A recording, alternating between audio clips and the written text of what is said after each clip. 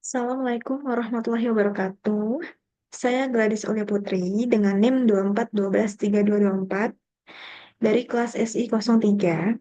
Baik, di sini saya akan mereview serta mengrunning atau mendemokan sebuah aplikasi di Android Studio. Tetapi di sini dengan mengkoneksikan atau menghubungkan isi data dari aplikasinya dengan database di MySQL atau di PHP MyAdmin. Untuk pertama, kita buka dulu SAM ya ataupun semacamnya, tapi di sini saya menggunakan SAM Control Panel.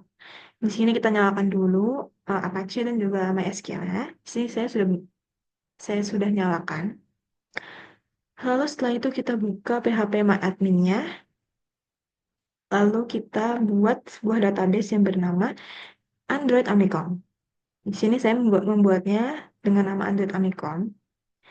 Lalu kita di dalam database itu kita buat sebuah tabel yang berisi pengumuman, materi, dan juga kelas. Untuk pertama, saya membuat tabel pengumuman. Di tabel pengumuman ini berisi ID pengumuman dengan tipe data integer, judul pengumumannya tipenya varchar, isi pengumumannya tipenya teks, dan tanggal pengumuman isinya date. Lalu setelah kita sudah membuat database ini, kita beralih ke Visual Studio Code. Tapi bebas juga menggunakan apa saja, tapi di sini saya menggunakan Visual Studio Code. Studio Code. Di sini kita eh, menambahkan atau membuat file koneksi.php. Ini gunanya untuk menghubungkan database kita agar database kita bisa muncul ya. Kita, kita harus menghubungkan dulu dengan menggunakan PHP, variabel DB atau database sama dengan new MySQL, localhost, root. Ini kita kosongin aja passwordnya. Lalu dengan nama database yang sudah kita buat tadi, yaitu Android_Amicon.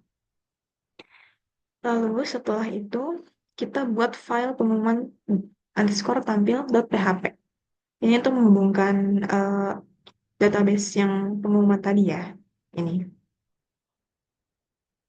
Oke, di sini kita menggunakan PHP juga, lalu menggunakan if while ya, if while, yaitu if is set menggunakan metode post, lalu isinya kode, kalau misalkan dan kode ini sama dengan Amikom oke, maka include koneksi PHP.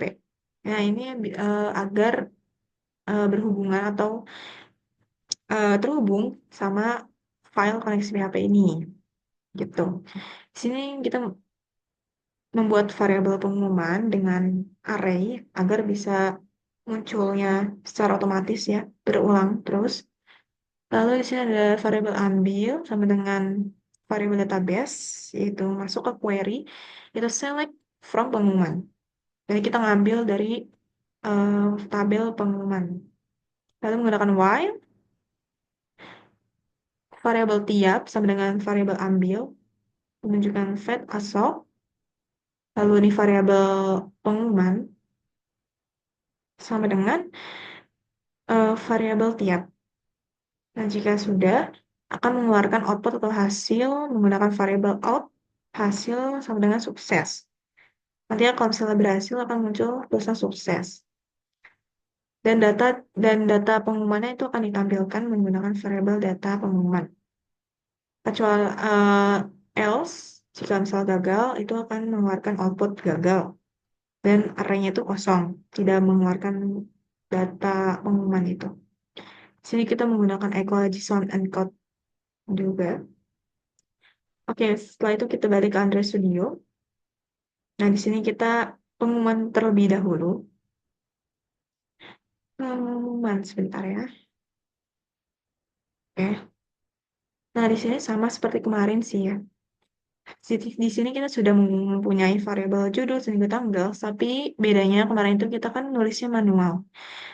Sorry, ini ketutup. Sebelumnya kita kan menulisnya manual dan juga satu-satu ya. Enggak otomatis. Nah, sekarang kita akan menampilkan datanya itu secara otomatis muncul. Dan itu sesuai dengan database yang sudah kita buat. Sini kita sudah menghapus ya yang manual, lalu kita di sini kita tambah variabel minta. Sama dengan volley, ini volley saya dapatkan dari Google ya, Chrome. Dot new request query this, dan juga yang kita mempunyai variabel minta data, kita menggunakan string request sama dengan objek itu agar kita hanya kita yang bisa eh, membuka pengumumannya itu hanya kita saja ya. Lalu di sini menggunakan metodenya itu post, tidak bisa URL itu tidak bisa dilihat oleh orang lain, hanya yang punya IP-nya. Ya, maksudnya yang mempunyai webnya webnya saja gitu, punya. Lalu kita tulis URL-nya http seperti ini. Eh, di sini saya ganti menjadi IP address saya. Tadinya ini localhost. Nah, cara mendapatkan IP ini menggunakan cmd command prompt. Di sini saya menulisnya ipconfig. Lalu kita cari, nah di sini di IP v4 address. Lalu kalian copy, nah ganti localhostnya itu menjadi ini. Nah, setelah itu di sini ada listener response dot listener. Nah, di sini juga menggunakan variabel data array, menggunakan JSON object response dot get JSON array data. Lalu di sini ada perulangan. Nah, perulangan ini berfungsi untuk agar kita login dulu kan. Nah, agar pengumuman ini, isi pengumuman ini akan terus berulang sama ya, hanya beda isinya saja. Di sini menggunakan for index ke 0 sampai data array length. Nah, di sini juga ada variabel judul dan juga tanggal. Nah, ini menggunakan data array dan juga get JSON object, indeksnya i, get stringnya ini untuk mengisikan isinya ya, menggunakan judul dan juga tanggal. Di sini kita judul.add.jdl, tanggal.add.tgl. Di sini menggunakan variabel perulangan data, pengumuman item, list judul, dan juga tanggal. Nah, judul dan tanggalnya itu akan berulang terus. Sampai isi dari database itu kita isi berapa datanya ya. Kita di sini kita hanya isi 5 data saja. Lalu kalau error, dia akan error atau masalah menggunakan respon error listening. Nah, di sini override fun get params ini berfungsi supaya web ini ya, halaman ini tuh yang bisa lihat tuh hanya kita menggunakan IP address ini. Dan di sini juga ada isinya yaitu menggunakan kode ya, yang isinya itu uncommon. Contoh, di sini kita copy dulu untuk ini ya. Jika kita ke browser ya, sebentar,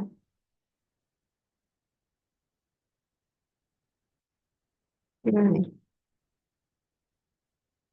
Depannya. Jika kita buka di browser atau di Microsoft Edge, itu akan mengeluarkan hasil gagal datanya, tidak muncul datanya ya, karena kan menggunakan metode post tadi itu.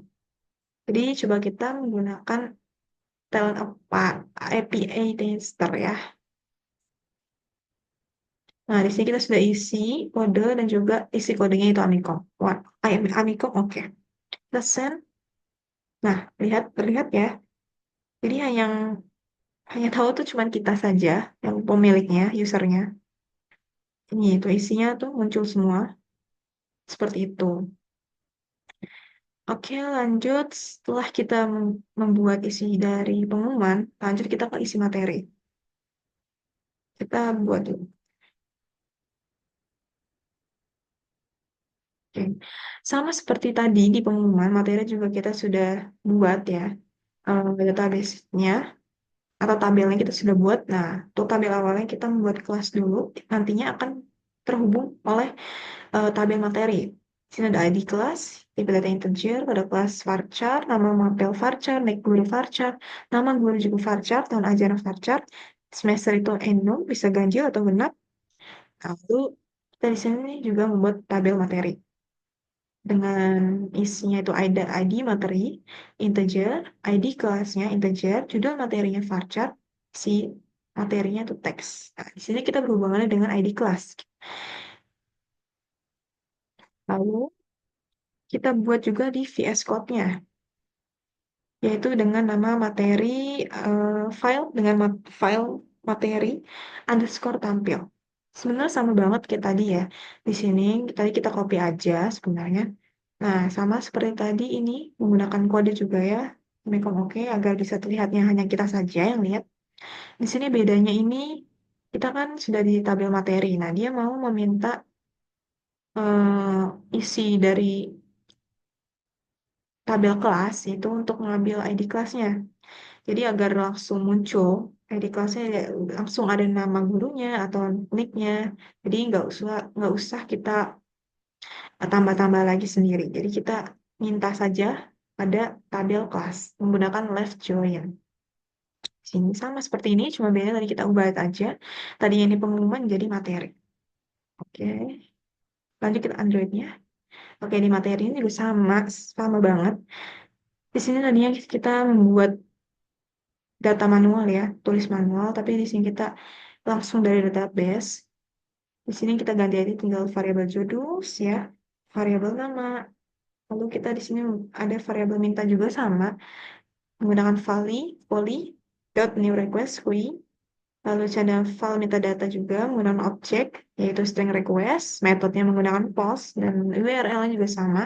Kita menggunakan API, IP config juga, IP-nya juga sama, ini yang tadi. Bedanya kita cuma membedakan aja biar tampil. Lalu sini untuk listener yang menggunakan respon menggunakan data array, lalu JSON object, sini menggunakan JSON array juga dengan nama data, menggunakan perulangan agar materi ini berulang secara otomatis sesuai dengan isi database yang sudah kita buat di MySQL.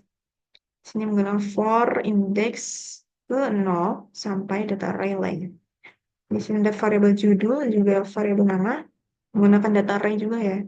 Dan JSON object indeksnya menggunakan getString di sini untuk penulisan datanya yaitu judul materi dan juga nama guru. Di sini ada judul.add JDL namas.add nm. Lalu di sini ada variabel perulangan data agar data yang sudah kita buat itu akan berulang sendiri sesuai dengan isi database yang sudah kita buat. Seperti itu. Di sini juga kita menggunakan override fun get params ya. Yang tadi, coba. Di kita kan pengumuman sekarang materi, coba kita coba. Kita ke browser dulu ya. Kan menggunakan API itu. Nah, kita ganti ya. Nah, sama saja hasilnya gagal. Karena itu, dia harus meminta kodenya dengan Amikom oke. Kita ke Talent API. Ini saya sudah isi ya kode dan juga isi kodenya itu Amikom oke. Coba kita send, apakah dia tampil? Nah, di sini isinya tampil ya, tuh ada ID materi, ada ID kelasnya, judulnya, ada nama guru, nama mapelnya, tahun ajarannya, terlihat. Jadi dia hanya kita saja yang bisa melihat isinya itu. Oke, oke sudah. Mungkin itu saja yang bisa saya sampaikan untuk video kali ini. Mohon maaf jika banyak kesalahan kata atau dalam programnya salah. Mohon maaf. Sekian, terima kasih. Wassalamualaikum warahmatullahi wabarakatuh.